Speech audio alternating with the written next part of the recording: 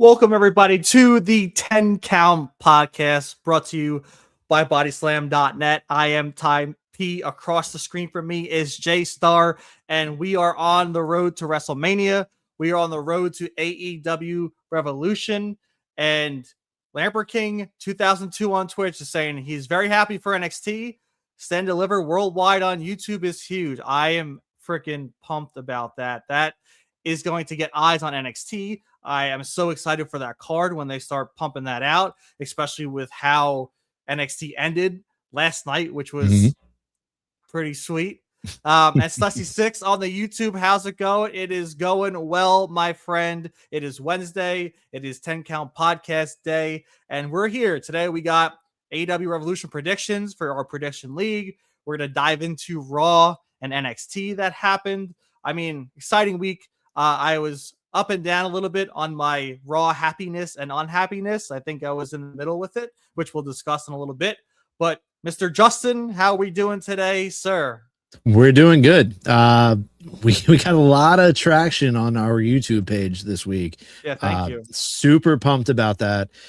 So thank you all who have subbed or already subbed to our YouTube channel. Unbelievable traction over there. It makes me feel like the clips that I'm working on are paying off. So thank you all once again. I'm also still trying to get us up live on X. X is not working for us right now, so I appreciate all of you that are here live on Twitch and on YouTube. We'll be checking that out throughout the night, but I'm excited to be here, brother. These predictions I'm kind of nervous about, I'm not gonna lie. I haven't been able to watch as much AEW as I would like to recently. I do share a TV with my wife and my 15-month-old son. So a lot of the time it's Toy Story or Miss Rachel or Bluey or one of those. And then the other times, I have to let my wife watch what she wants to watch too. So we're here. We're going to have fun. And thank you all who are here right now. Yeah, and Lamper King 2002 on the Twitch saying Raw was an 8.5 for him. Hey, it was definitely a better episode of Raw. My little gripes are things that are leading into WrestleMania and how I kind of wanted things on Sunday. I was talking about how I think they should have started this week off just foot on the gas pedal all the way down. Let's truck to WrestleMania. Let's get excited. Let's get these feuds going. Did they deliver on some aspects? Yes. Did they not deliver on other aspects? They also did not. So we'll get into that in a bit. I do want to just get our AEW Revolution predictions out the way. I know everyone's probably eager to talk Raw, NXT, but Justin and I have some headway to make on our prediction league. A little bit? Yeah, just a little bit. We were a PLE behind or a pay-per-view behind, and now we're going into a pay-per-view that we aren't going to be too sure about, but hey, let's dig in. I mean, first up, we have Toni Storm, Marina Shafir, with everyone's banned from ringside. Apparently, no one's allowed to come to ringside for this match. I've seen glimpses and clips on social media of what's going on with Toni Storm, with Marina Shafir, with the Death Riders and like the likes of Orange Cassidy. So I feel like this is probably one of Marina Shafir's biggest moments in a singles match, going against someone like Toni Storm, and everyone's banned from ringside. I feel like Toni might be too obvious of an answer. And I think if the Death Riders are going to be still a staple in AEW and still a faction that people are going to be afraid of, I feel like Marina Shafir's got to take the upset and kind of take this victory. I don't know what I feel like. I feel like they are kind of like the Judgment Day, where it just they'll lose matches, but then they just come back stronger than ever. I don't know. I don't know how we bet against Toni. I'm not gonna lie. I really don't know how we bet against Toni. I know everyone's gonna be barred from ringside, which means it's going to be Marina Shafir versus Toni Storm. And you're right. It's kind of like one of those moments where if Marina does win and it's clean and it's over Toni Storm, that is a huge victory. But then another part of me is just saying, how do you go against Toni Storm? So, I mean, I'm leaning Toni, but I mean, I'll definitely Once again, I haven't watched much AEW. Maybe we'll even have like the chat help us out here. Like we'll have Lampert, we'll have Stussy help out. Lampert right here on Twitch says Tony is going to have her. Marina is way too green to be in the spot. It's true. It is. And see, that's why like Tony is Tony Storm, you know? So I'm still leaning Tony. I don't know if do it then. Let's bank it in then. I'm down with Tony. And Lampert's right.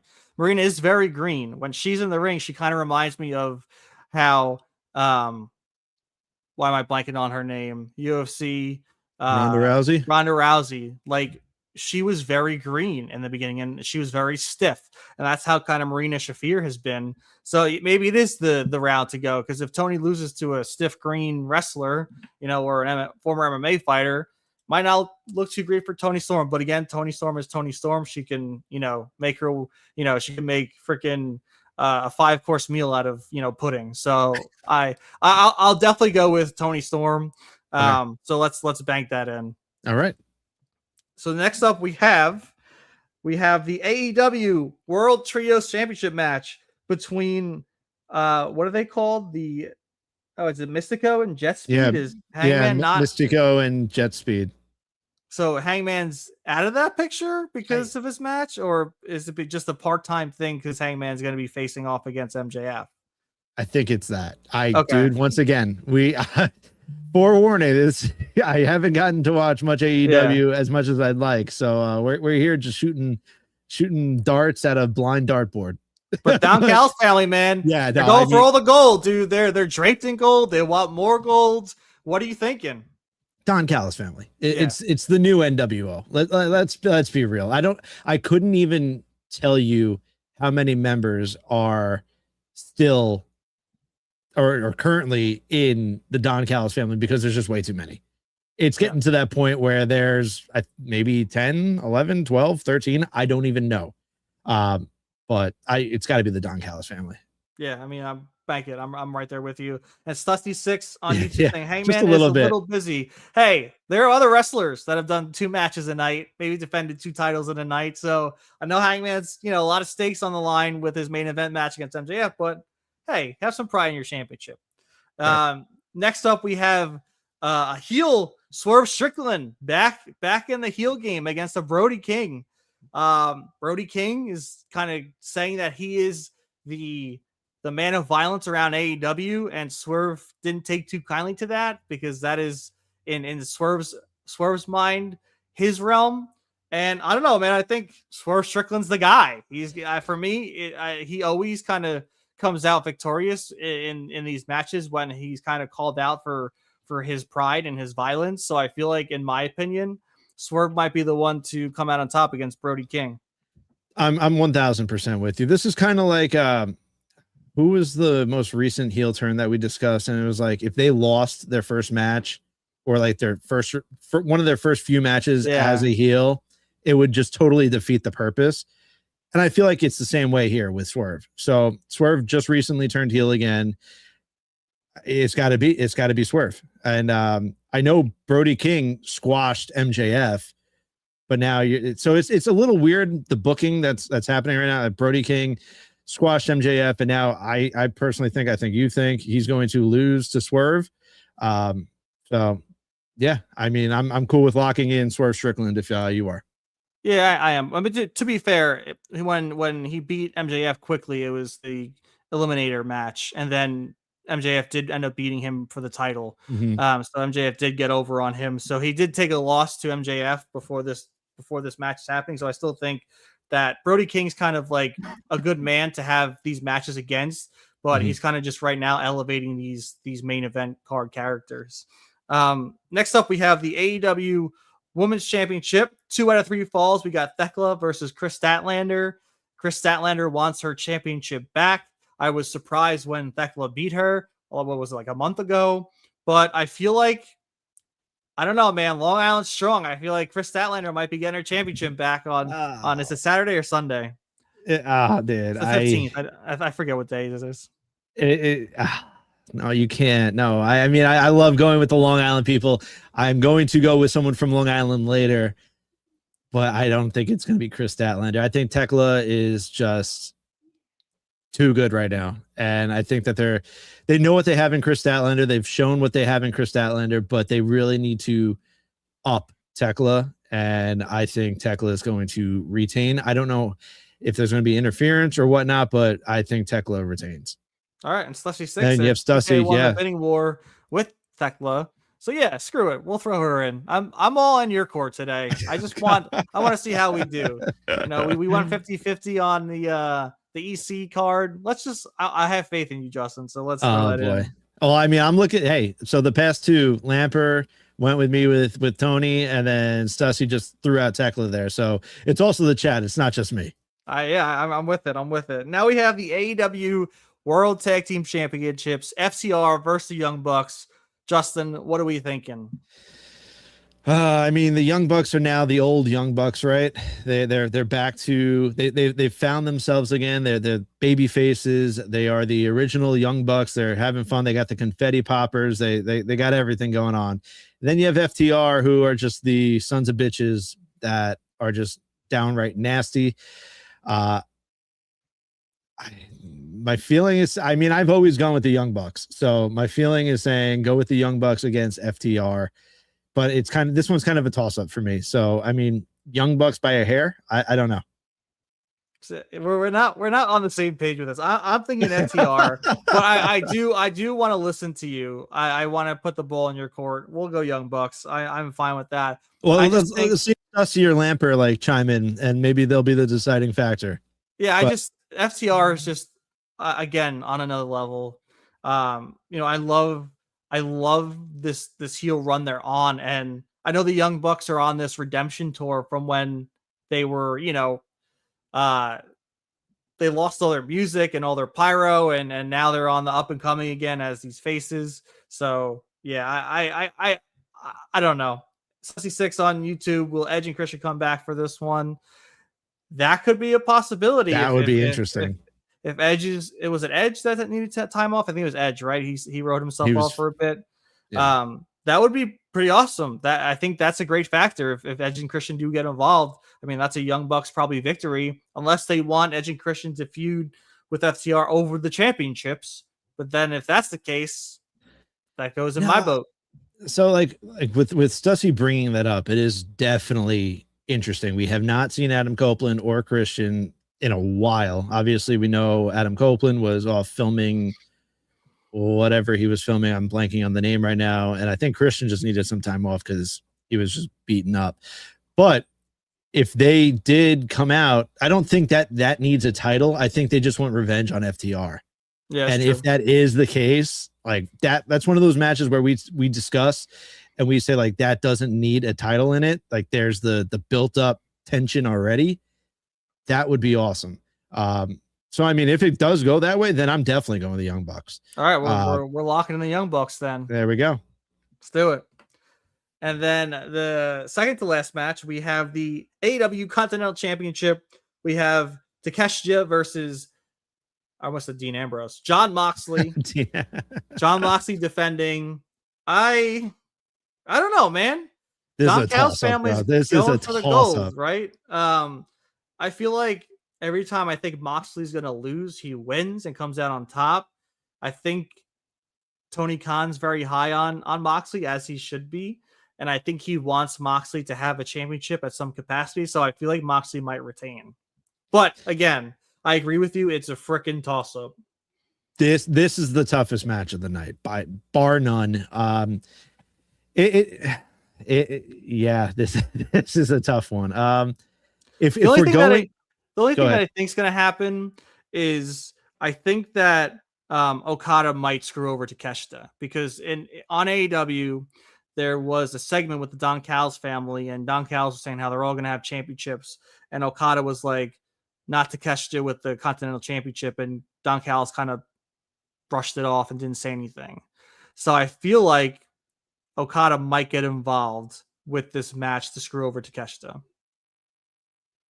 But then that would make, so you're saying like Okada is going to leave the Don Callis family and turn babyface? I don't think he's going to leave it.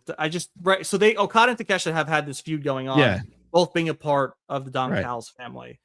I just think that something's going to happen because of that moment that I saw in AEW. It kind of alluded to that Okada didn't want Takeshita to have a championship in the Don Callis family. So I don't know. It was very ominous. Yeah, and I was also just about I was thinking if we're going with Tony Storm against Marina, I don't know if they can suffer a bunch of Losses. L's. Yes, I don't think they can suffer a bunch of L's at Revolution. So with that being said, I think the way to go over that would be obviously John Moxley. So I'm if you're feeling that, I'm okay with this match. I could be swayed either way. This is a seesaw. So I mean, yeah, I'm okay with because the Death Riders, if they go out with multiple L's at Revolution, it's kind of like what the hell's going on. So I mean, Moxley wins. I think all's forgiven for them. So yeah. I'm cool with Moxley. All right, let's lock him in. And then finally, we have the main event of AEW Revolution. We have a Texas Death Match. The reigning, defending AEW World Champion, Long Island Zone, MJF defending against Hangman Page. And yeah, if Hangman loses, no more AEW World Title shots. This is where it gets interesting, boys. I don't know. This is just like, I hate that they added that into the mix. They added the Cody stipulation. It's so dumb. It should be as long as MJF is champion. Like, right. Why are we kind of pigeonholing this?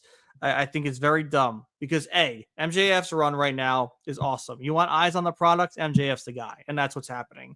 But also, Hangman Adam Page shouldn't just not compete for the AEW World Title. That's the dumbest thing in the world. What if he signs a contract to stay with the company for 5 more years, 6 more years? He's just going to be a glorified mid-carder. He can't wrestle for the AEW World Title. Dude, I don't know. I don't want to bet against MJF, but that stupid stipulation to me just ruins everything. It 1000% ruins everything. But the last time the stipulation was put out there, Cody lost. I mean, Cody lost, and I think MJF was a part of it. If my memory does serve correct, MJF screwed Cody. So, I mean... So the problem with that is, Cody, I feel like his goal was always to go back to WWE. I don't think he cared about winning the world title in AEW. I think he knew his stock was rising. He probably had conversations with people at WWE at that point that were like, yo, they want you back. And he was probably like, screw it. Let's throw some, fire into this match and have me lose. And then I won't wrestle for the AEW World Title because I'm not going to be here to wrestle for the AEW World Title. And now look at him. 3-time WWE Undisputed Champion, going into night 1 of WrestleMania this year to main event once again against Randy Orton. Slessy 6 on YouTube. They could find a way to get Hangman another match, like a casino match. That is true. If he does win a casino battle royale, I guess that would technically be a loophole, but I don't know. I hate this stipulation to it. Again, if it was just as MJF as champion, sure. Or anytime MJF is champion, sure. But to not compete for the AEW World Title and you're a mainstay and you're a main name in AEW, it's awful writing, in my opinion. It's a money grab. It's a viewer grab. It's whatever you want to call it grab. It's a grab to get the eyes drawn on the product. Rightfully so. Good for them. Whatever. But it's I don't know. I still want to go MJF. So do I. Yeah. Okay. So I don't know if Hangman is just wanting to, maybe they reform. I don't know. I really, I don't know. But this has to be a Hangman decision, right? If we're thinking like, yeah. So, I mean, let's see what Lamper and Stussy are saying. Lamper on Twitch, it is what led to Cody leaving that stip. And then you have Stussy saying, I don't think Hangman has ever lost a Texas death match. But she hasn't. That is a fact. And it's just, it's MJF, and I can't go against him. I can't either. I can't. So I mean, if we're wrong, I went against Chris Statlander. I apologize, Chris, but this is the guy where I can't bet against him. So Chris, I just know mean, that your boy Ty over at the 10 yeah, Count Podcast was rooting for you. Hey, I never said I'm not rooting for her. I just don't think she's gonna win. I I don't know. Lamper once again on Twitch. One of the big turnoffs for AEW is the blood. It is too excessive. Listen, I completely agree. I think some of those matches get way too like what the hell's going on. But listen, it is what it is. It's a different crowd. It's a different crowd. It's a different whatever. But now I'm rambling. So I just say MJF, dude. I don't know how they're gonna figure it out. Maybe Hangman, like you said, loopholes with one of the casino matches. I don't know. But I like what MJF, Sussy's saying on YouTube over there. He can see Swerve getting involved and costing Hangman the title. The ultimate heel move. That would be awesome for that friendship to just crumble again and for Swerve to screw him out of any AEW World Title match in the future. That would be pretty damn epic. And then Lamper says last time we had, I guess I'm assuming the blood was Punk versus Drew, and I think that was by accident. I don't, that tool shot was. I don't think. I mean, obviously it was meant to happen, but I don't think it was supposed to get him like it did. If we're being honest.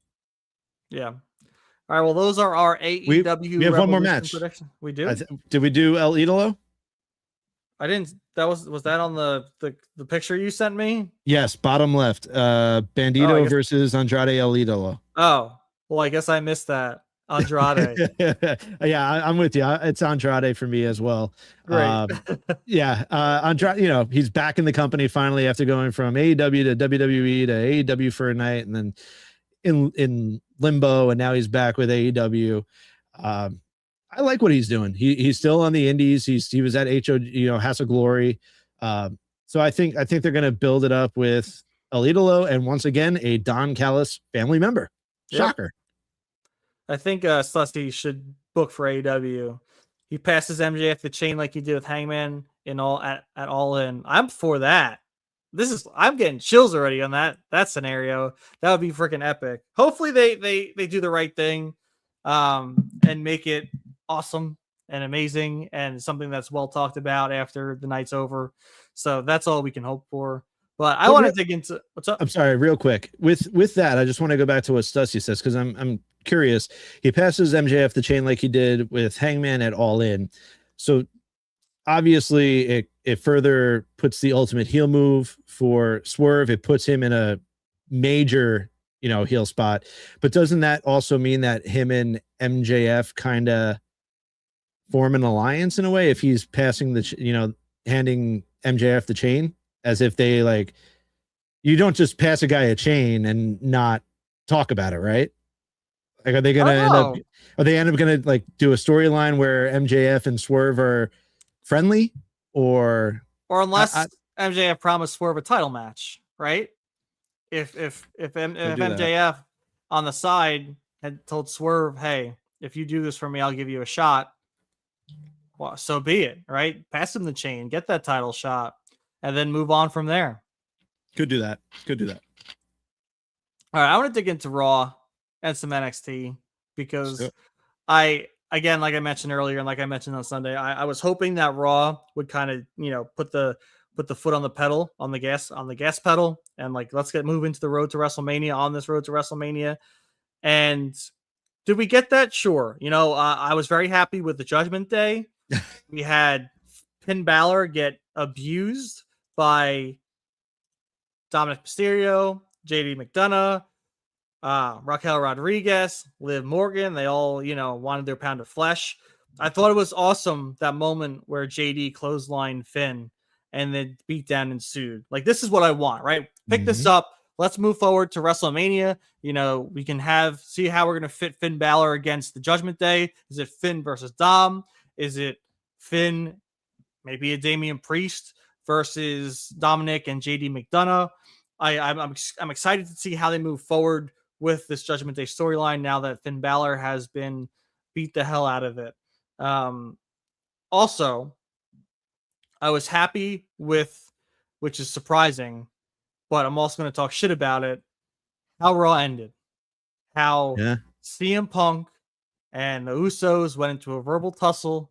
And this is what makes me laugh about it, is that when Roman can't be there, the Usos step up, right? The Usos are the ones to carry the bloodline. And I had a conversation with someone on TikTok a bit ago who was a Roman lover for life. And I said, where do you think he got the ones to the sky from? That was the Usos. That's the rip right from the Usos. I was like, the Usos helped better him. They promoted the bloodline more. They were there and they were the front line workers to keep the bloodline going. And that was right there, right? There's no more bloodline.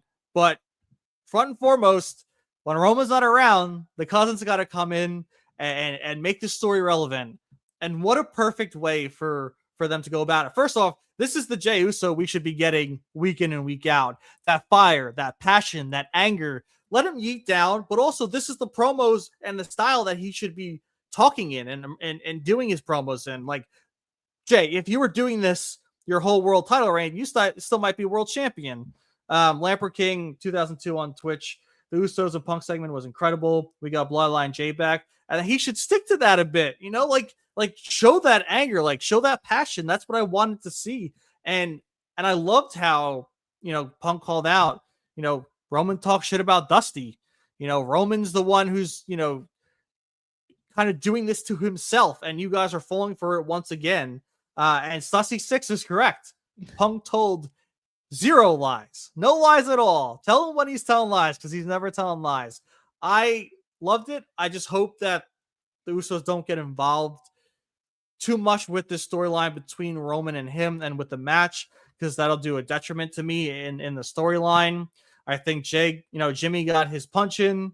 That's fine. Let's move forward. We got Roman next week. Hopefully, you know, it'll be great that he graces his presence once again to us. But that just kept me so interested. How did you feel about it, Justin? It was great. And you're right. Hey, when you're right, you're right. Roman wasn't there. They needed someone to talk to Punk.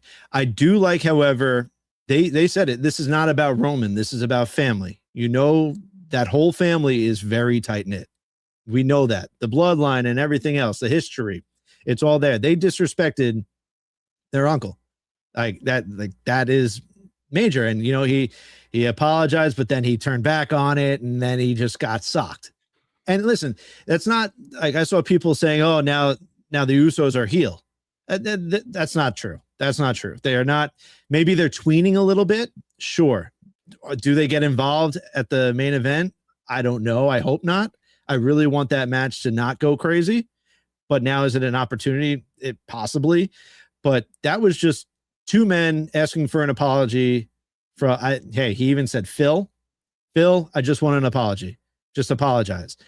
And he wouldn't give it to him. And that line about Roman was awesome. I just, you know, I also noticed, I don't know if you noticed it, but Punk did drop another Chris Jericho reference. That's 2 weeks in a row. I don't know if it's anything. I don't know why it would be Punk that is dropping these references about Chris Jericho or possibly teasing him, but he said learning tree. So that would be 2 weeks in a row of Punk dropping a Chris Jericho reference. I don't know what it has to do with anything, but I just want it to be out there. But yeah, it was awesome. And then just going back to the Judgment Day, we got what we wanted. We finally got it. It happened. Now we can build up towards, I'm hoping, Dom and Finn, WrestleMania, and the Finn face push begins. Cannot wait.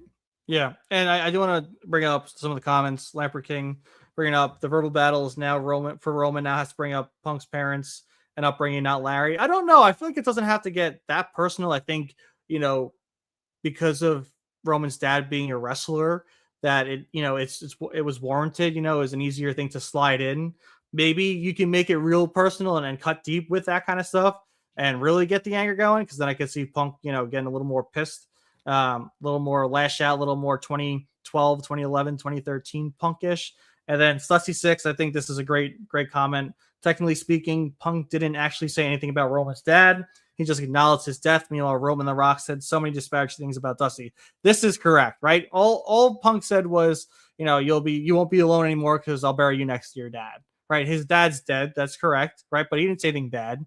And The Rock and Roman did bury Dusty a little bit. They said some mean things about Dusty, and that's where that segment kind of threw me for a loop, that they were trying to get an apology, that Punk just said that Roman's gonna be lying next to his dad.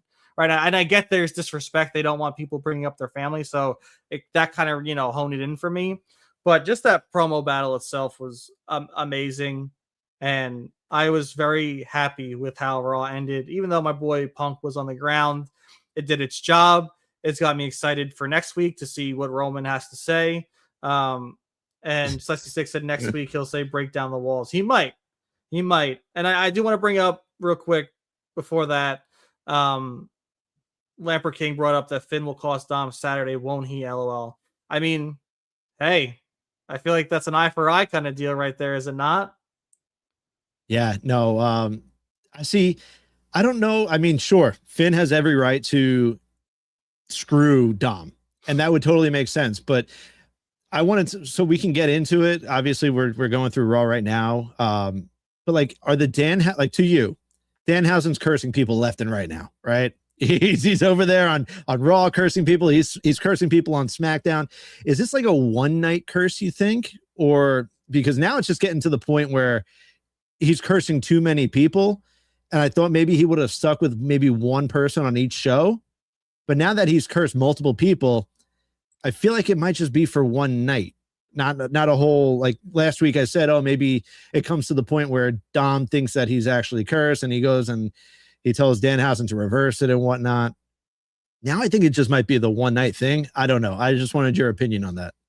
I think it's a one night thing, just based off how frequent it's happening. I think like it's a one curse, and then like once it happens, it's done. Like poor old Grande couldn't get his OG Grande couldn't get his IC title match, but I think it's a one night thing. But also like next week we're getting the Grandes head to head. Does that bum you out? Because I kind of wanted that for WrestleMania. I wanted that for Mania too. Hey, it's written on the match card, but I feel like there might be some things that happen even prior to that get us to a different spot. I don't know. Yeah, but maybe this is the buildup that we needed to get to a mask for mask match at Mania. Although we know who both men are, but maybe they do a match on Raw, they do a match at AAA, and then they go to Mania and they have the send off. I don't know. That'd be cool. Yeah, it's like the worst kept secret. Who's behind the mask? And then Lamper King asked if we had a chance to see Cody on Complex. He's leaning into the Golden Boy turn coming. Also, get a Bruins legacy belt, not the Rangers. Lamper King's a Bruins boy, Justin over there. But yeah, I didn't get to see the Complex. I missed the clip today. I was going through TikTok and my son was getting upset, so I didn't get to watch it. But it's something I do want to watch. Yeah, I haven't seen it yet either. I worked all day. Leaning into the Golden Boy turn coming. That's what we've been hoping for, right? We said it last week. Lamper, you were here. Stussy, you were here.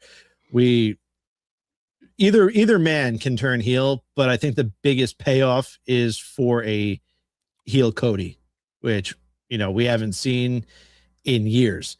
And then get a Bruins legacy belt, not the Rangers. Brother, I'm just stuck in some misery over here. Don't bury me. You went the Bruins went through a rebuild too, and they're back in like the playoffs. It is what it is. Whatever. And then I just want to quickly go back to Stussy saying next week he'll say break the walls down. How do you feel if he does subtly just drop another Chris Jericho reference? Because I don't know. Obviously, the worst kept secret is that we all expect Chris Jericho to have one last run in WWE once his AEW contract's unfrozen or ended or whatever the hell you want to call it. I don't know how or why it would be Punk dropping the teases, because I just don't know how he fits into that, or if I'm confused by why it's Punk that is dropping the references. Yeah, maybe, I don't know. They have a weird relationship, Punk and Jericho. Maybe, because I think they've been like on again, off again friends, kind of like, I think they both have egos that kind of go against each other at points. But I think at the end of the day, they're friendly, and maybe this is like Punk's nod to Jericho, and just kind of being the one to give out those references, those Easter eggs. That's kind of my opinion on the matter. And then let's just quickly go through here. We have Stussy. Either Roman wins and doesn't return until WrestlePalooza to defend against Jay, or Punk wins and he can defend it at Backlash in a 9-star classic against. Dude, you guys are the same person. You and Ty are the same damn person. I swear to God. I just saw my hands are up here. I just saw Ty typing, and you guys are the same damn person. That's incredible. Dude, talk about Ethan Page, man. I loved how NXT ended, dude. WWE had a pretty good start of the week. I was so happy when they were both Ricky Saints and Ethan were paging after Ethan Page pinned Joe Hendry, and they were both doing their emotes, I'll say, and then they kind of like looked at each other, and I think we're just gearing up for a triple threat match at Stand and Deliver for the NXT Championship, and they better give it to Ethan Page, dude. I mean, the dude, he just has it. Like the promo with Ricky and Ethan, just Ethan is sliding his way and playing Ricky Saints in the way that he only can, and he deserves the championship for pretty much weaseling his way into this championship match to become a 2-time NXT World Champion. You're 1000% right. Obviously, Ricky kind of looked at Ethan Page, and I think it was Vic Joseph that said, like, oh, Ricky, just saw Ethan do something that he couldn't do. And Ethan's been staring at that title. He wants to hold it again. And Body Slam reported, WWE management is very happy with Ethan Page ever since he joined NXT and the company. They are going to probably give him one more main event push, and then he's going to get called up. So, I mean, as much as I would love to see him win at Stand and Deliver, I think that's his swan song to go back up to the main roster. For a Cody faction. Ooh, maybe. 672 said OG Garland got stuck in the bathrooms. He got stuck somewhere. Who freaking knows? Someone probably spun his mask around. He couldn't see anymore. And then, sorry, Justin, you know more about the Body Slam stuff. Yeah. Did they report anything? Or no. Okay. Also, thank you guys for this. Waiting for Body Slam to report Britt has been released. Brother, I have been waiting too. I talked to Corey. I talked to all of them. I'm waiting. It's not happening. It's just you heard it. You heard it from Tony Khan himself. He can't wait for Britt Baker to be back in AEW. Just finding the right time to do it. It's never going to happen. We're gonna need Corey to come on the pod when he has that information to break it, and just pop in and pop out. Just break that news and leave. I actually he did a NXT I guess like a results show last night by himself, and I hopped in on the chat while I was making our clips.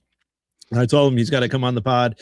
We're going to figure some time out. Cool. He obviously he's got a new computer, so now he can get on here.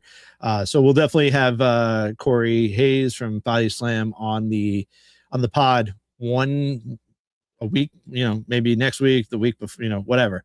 But we're going to try to figure out some time there, and then maybe we'll do an Ask Corey segment where people could just fucking fire away questions for Corey. And then we have Stussy on YouTube. In 2012, it was Punk calling himself best in the world that brought Jericho back. That's a deep cut. Listen, that would be cool. That would be cool. I just don't know where he appears. Like I just don't know where he just shows up. That's my biggest thing. And then Lamper on Twitch. Do you know why Kendall isn't wrestling? Lamper, your guess is as good as mine. I really don't know. I do want to dig into a portion of what I did not like. I liked but didn't like. I don't know why they're doing this number one contender intercontinental, gauntlet they had where Bayley won. Really? Is it in 2 weeks, I think, that AJ and Bayley are going to wrestle? Like, why are we having a defense 2 weeks out from Mania? Like, I'm confused to where this is going. They keep talking about how if Bailey wins this, it's her shot at being on Mania card.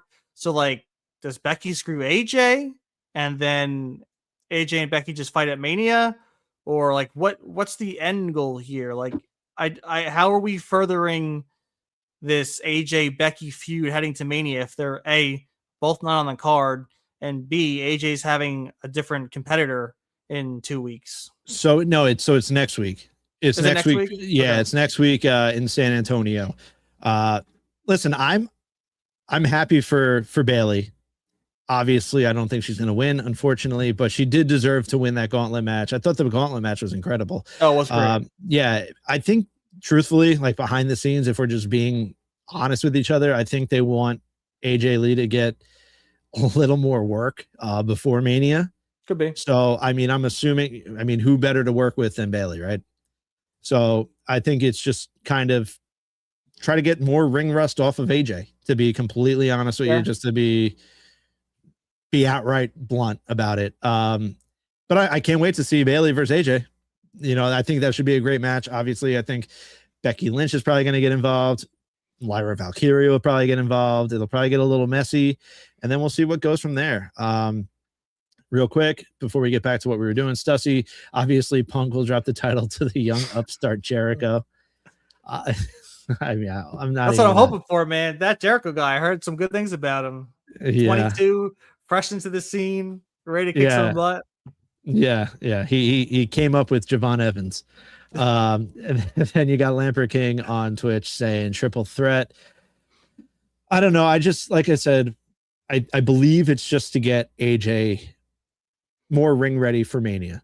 They want the match eventually that's going to happen or be announced with Becky to be outstanding. I think those two felt that their last match wasn't as great as it should have been. I think Ty, you and I agree. There was some sloppiness in that match.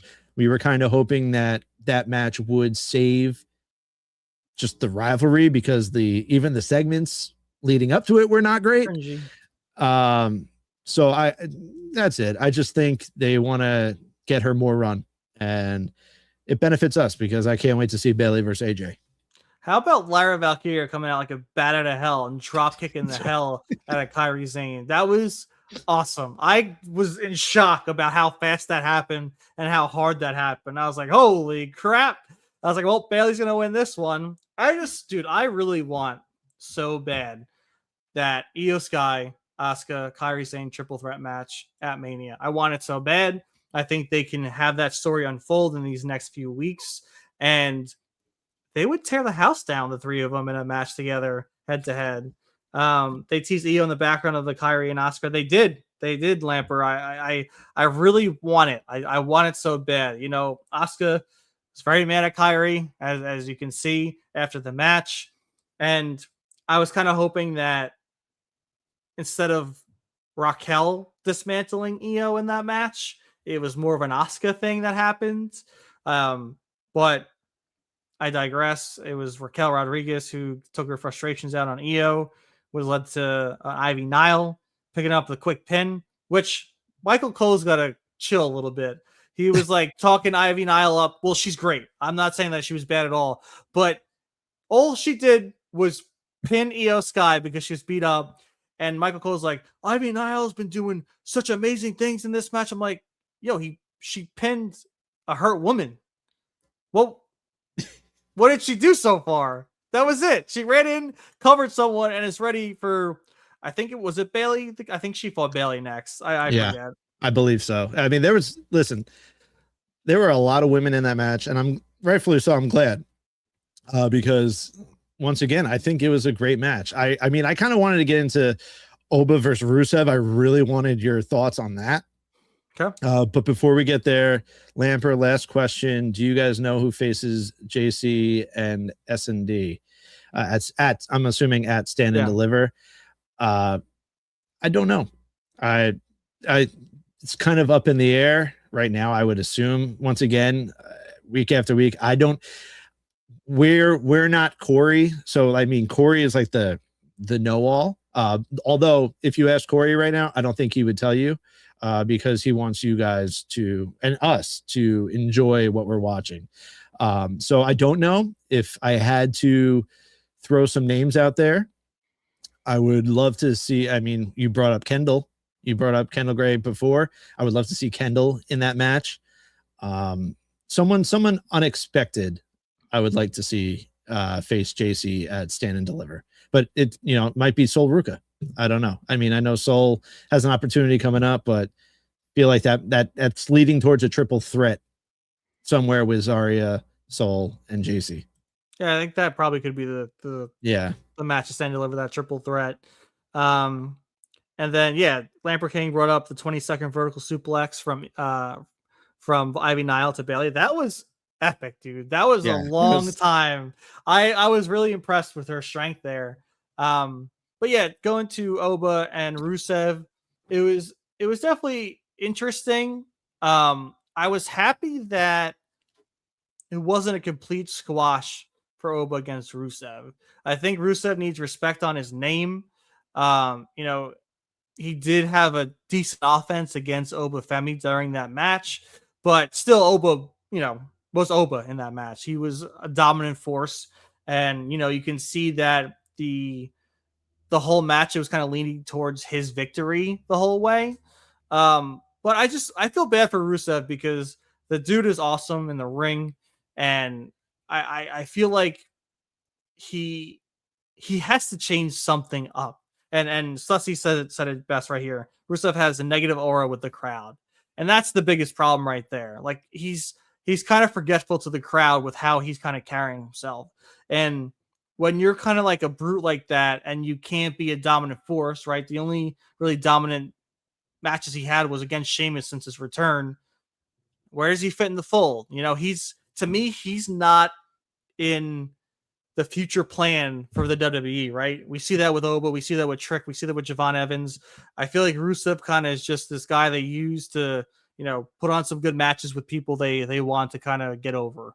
And I thought they were going to go a different route with that when they had that whole program with Sheamus. But after that program ended, it was like, what do we do with this guy? And it's been that way ever since. So that kind of bums me out for Rusev.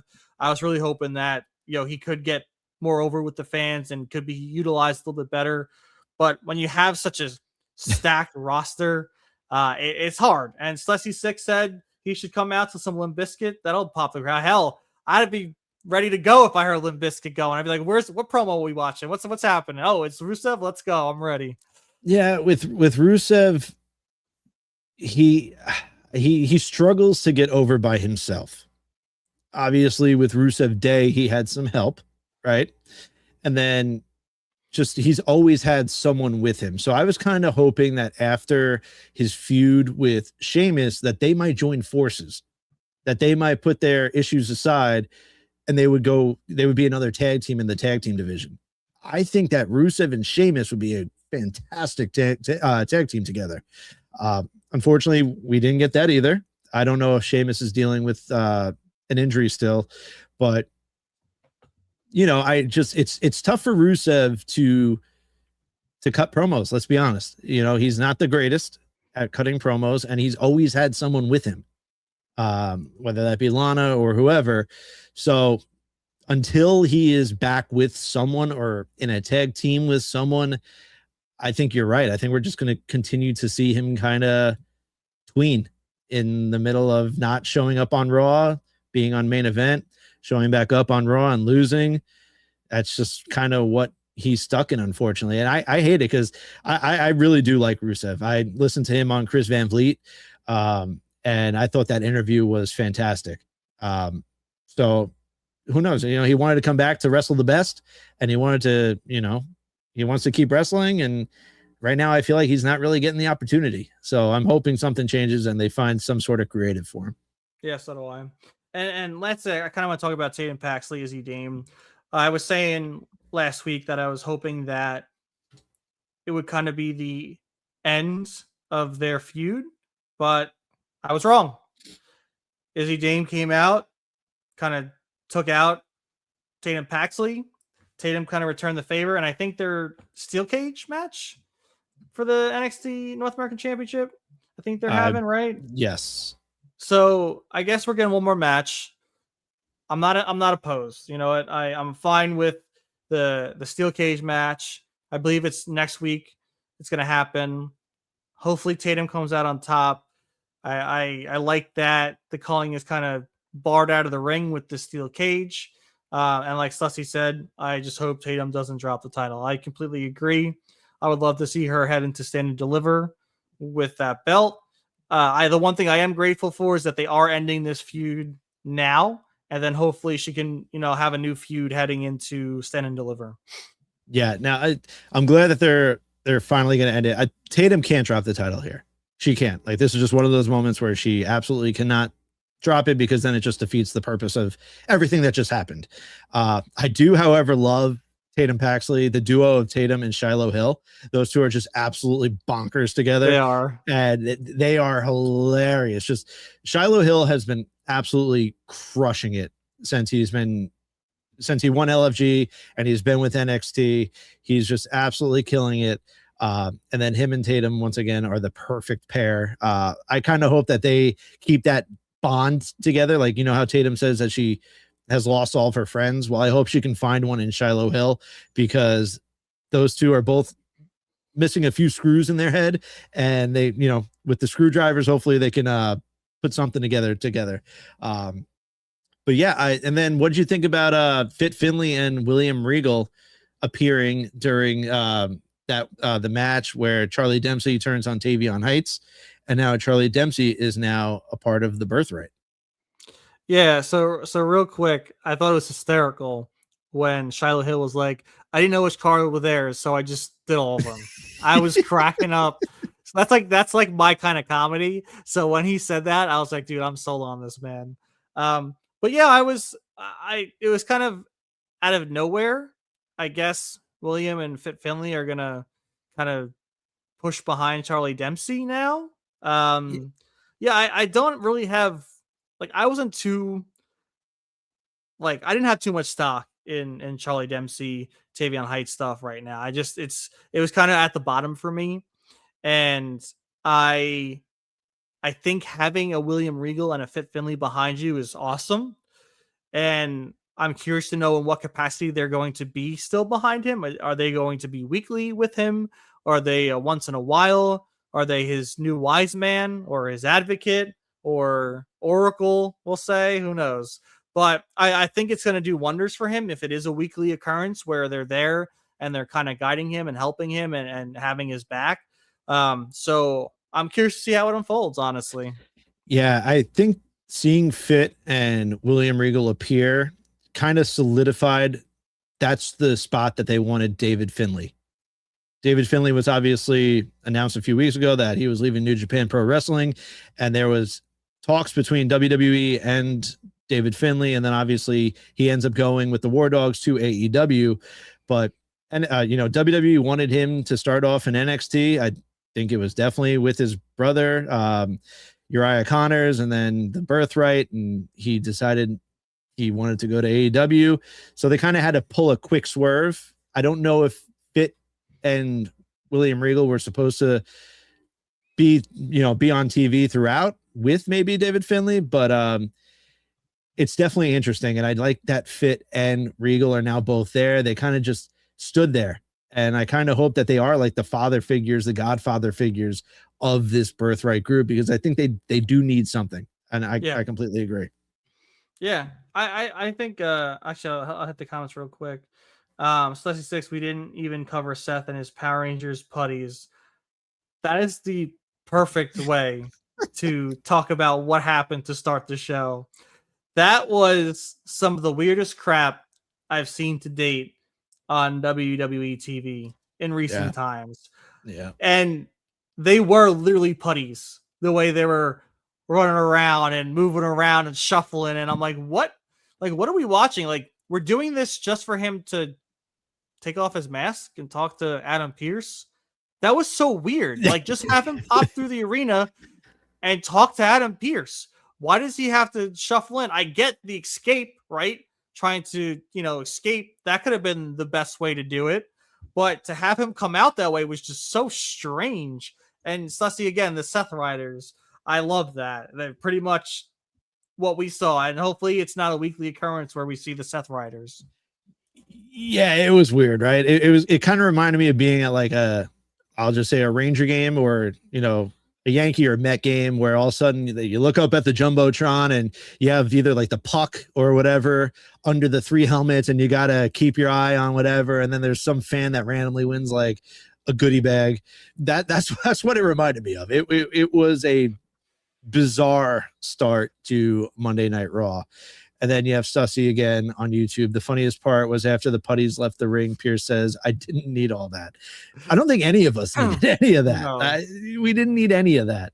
But we are at the 55-minute mark. Did you want to cover anything else before we call it quits for the night? No, I'm hoping SmackDown has a big ending. As long as I'm assuming the contract signing is going to be the main event. I really, really, really hope. I will be very happy with WWE this week if they pull the trigger on a heel turn on Friday. I really don't want to wait for the heel turn to happen in Mania. I don't want it to happen a week from now, 2 weeks from now. I want it to happen Friday. And I hope that they keep peeling more layers into this Rhea and Jade feud we're going to get for the title at Mania. Well, with that said, I mean, I think they're still going to build up on this heel turn. I don't know if we're going to get it exactly right away. That's just my opinion, but it would be one hell of a way to start Friday Night SmackDown and this road to finally WrestleMania for Randy Orton and Cody Rhodes, if they did. Thank you all who joined us tonight. We could not go live on X tonight, so it was, I don't know, StreamYard's just being a little weird. So thank you all who joined on Twitch and YouTube. We appreciate you guys. Obviously, Stussy and Lamper, you guys are the greatest. Thank you all. We love chatting with you guys. We love doing this. This is what gets us through Wednesdays during the day at work. Make sure you go subscribe to the Body Slam Patreon. $5 a month gets you the exclusive breaking news podcast and more. Ty and myself have an interview booked a week from today. Usually we don't say we don't want to mess anything up, right? But I've been in talks with him. He said it's happening. So Ty, if you give me the okay, I'm gonna announce it. See, I don't know, because the last time we had people bona fide in which we ended up interviewing them, right? It just got delayed a bit, and I'm still afraid. Okay, but I think we'll just say this: this is someone that you're probably used to seeing interview people, and we're going to interview him. Yeah, I can't wait for the insight that we get from him coming up next week. So that will be not an interview with the tribal chief. I don't think he'd come onto this podcast based off how crappy I talk about him on a weekly basis. Yeah, I mean, I'm surprised we're not blocked on Twitter or something because of you. But yeah, no, I look forward to the insight that we are going to get with sitting down with this man. I look forward to it. It will drop first on the Body Slam Patreon, so that's just another reason to go and subscribe. And then it'll be live, free to everyone else a few days later. But with that said, go subscribe to us at the 10 Count Podcast on all socials. I'm sure we already have Stussy and Lamper that do that, but down at the bottom left we have at the 10 Count Pod on all socials. Once again, the YouTube has been blowing up with a ton of new subscribers, which makes us very happy. So thank you all for that. You can go follow Ty at TLP_maximum. I am at JStar02 on X. And until Sunday, enjoy the rest of your week. Enjoy, we have Revolution. Enjoy Triple A if you're watching that. Enjoy SmackDown. We'll see what happens with the contract signing on Friday Night SmackDown. Until then, it is Ty, it is J-Star. We are out. Oh, thank you. Oh, thank you. Oh, thank you.